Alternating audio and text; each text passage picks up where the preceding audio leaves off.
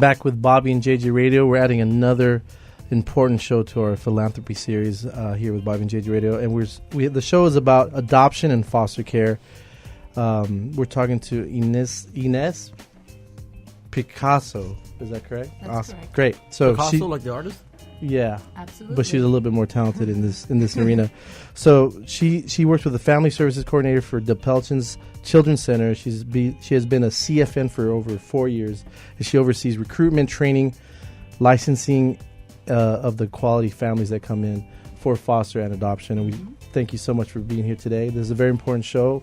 I know we've met or we've been crossing paths for a while, and so we're very happy to have you. I know this is a really important topic that we really trying to push for April, because April is a tremendously important month for you and your cause. That we're trying to get everything out there and tell the public here in the San Antonio metro area how they can help, where they can go, how to get involved in everything. So tell us about your organization and exactly what you guys do.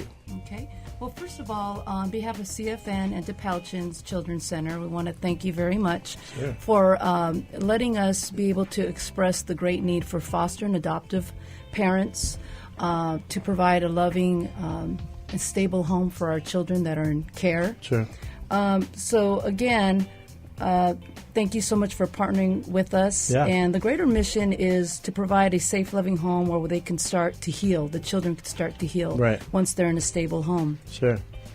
CFN has been around about 24 years, and we started in Kerrville. Sure. And we just merged about 2 years ago with DePelchin Children's Center that's out of Houston. Okay. They've been around for about 125 years. Wow. And it's a lovely story that I want to share about DePelchin Children's Center, is that about 125 years ago, there was a Miss DePelchin, an older woman, and she saw the great need in her community to reach out and help orphans. And so she opened up her own home and helped orphans. Right. She passed away. The community stepped in and continued to provide a safe haven for children. Awesome. And her family to this day is still involved in DePelchin Children's Center in Houston. That's awesome. So we just partnered with them. We merged together. Even though we're merging as we speak, we're still in that transition. Right. We are still effectively helping children and families. And we do our job very well. Sure. There's 3 other offices: Austin, Brownwood, and Lubbock. All the employees there do their work, their job exceptionally well. Right. And we're here to serve families and children. Sure. In our office in San Antonio, off Wurzbach and 10, there's 10 employees. And again, I have the privilege in working with them that do their job so well in excellence, because they really want to serve people and children and families. Yep. How many children are available for fostering and adoption each month, roughly? Well, or year, or monthly, or the numbers you have? Within our agency, right now we average around 35 licensed homes. Right. And it ranges on the children that we serve, 55 to 80 kids per year. Wow. Part of the reason why we're reaching out to the community is that we're crying out for foster parents, the great need that there is. Sure. That's why our census is a little low. Right. And it's actually across the board with other child placement agencies. Sure, across the U.S. Yes, we're seeing that. So we really need mission-driven families to take in children, especially sibling groups. Sure. And how many kids do you help? So if in a given year, you said you foster about 55 to 80? Correct. So how many end up being adopted per year? Do you know, roughly? Well, for our agency, or for our branch here in San Antonio, in 2014, we did a total of 18 adoptions. Sure.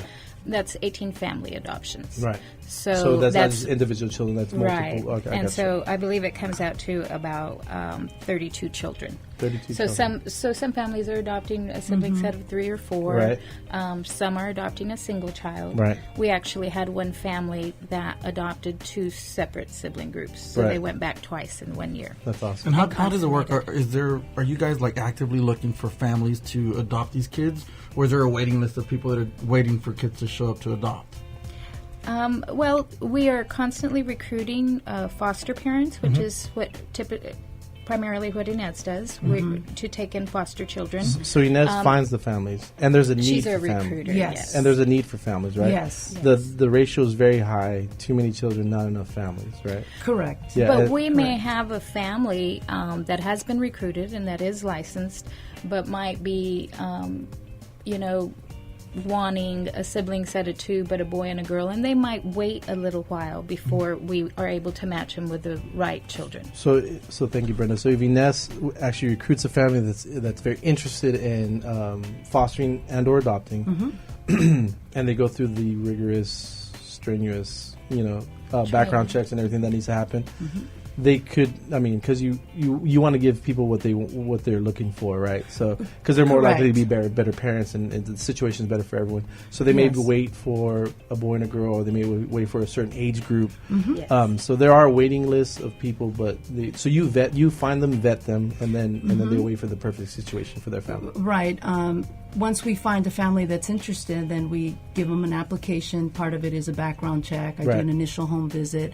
I talk to them about what they're looking for. If they have children of their own already in the home, that is a factor, too, that we want to make sure that the children that we're placing in the home will fit in the dynamic of the home. And they got some experience, right? Exactly right. Yeah. Where do these children that need families, where are they coming from? Where are all these children that are coming from? Well, the majority of storks, That's not right. That's another story. They're coming from their biological families. They're being removed due to neglect and abuse.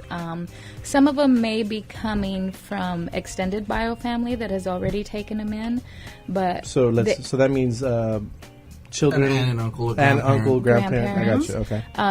But they may not be able to keep them, either financially or because of their work schedules, or there may be different factors why they go back to CPS and say we can no longer keep them. Sure. And then they'll end up in foster care. Ines, let's go back to the family. So what's the ideal family? I know you said there's maybe someone that has children already. You look at different factors. What information do you gather from a family to be able to match them up with kids?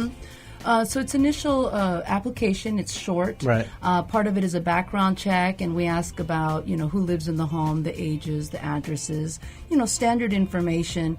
Once I get that and the background checks come clear, then I proceed with doing an initial home visit. Sure. And the ideal family, really, everyone is so diverse. Right. So it would be anyone that wants to partner with us. Sure. It would be a stable, flexible family. It would be transparent family, patient. And it really doesn't matter the income levels or if they're married or single or working or retired. So there's a lot of the people think that you have to be married with children, and that's that the only is not way. the case. Not the case. So how about once they have the children, is there a program that you guys have where you follow up and you make sure that they're being well taken care of? Yes. Yes. After they become licensed as foster parents, when we place children in the home, they will be assigned a case manager within the agency. Sure. And that case manager will oversee the home and monitor the home and the child, and really address any problems or issues that may arise. Sure. And we work with the families to make sure that placement continues to be stable and successful. And so tell us about the process when a child is available and then getting them into a home. Like, what is the process there once a child is available? So in our agency, we receive an email where it lists all the children that are available. Right, or need a home. Either immediately or soon. Correct. Right. And if we have a family that is a good fit, then we will submit a home study. And a home study is like a biography of the family. Right. The caseworker will look at all the home studies that were submitted for that particular child, and they will make a decision. If our family and our agency is chosen, then we let them know, and we still give them the option. At that point, they did say yes to the placement, and then we make the arrangement. The placement will probably happen within a couple of days or so. Sure. So really within quick. A week. Really one quick. Day even. One day, yeah. Or the same day. Same day.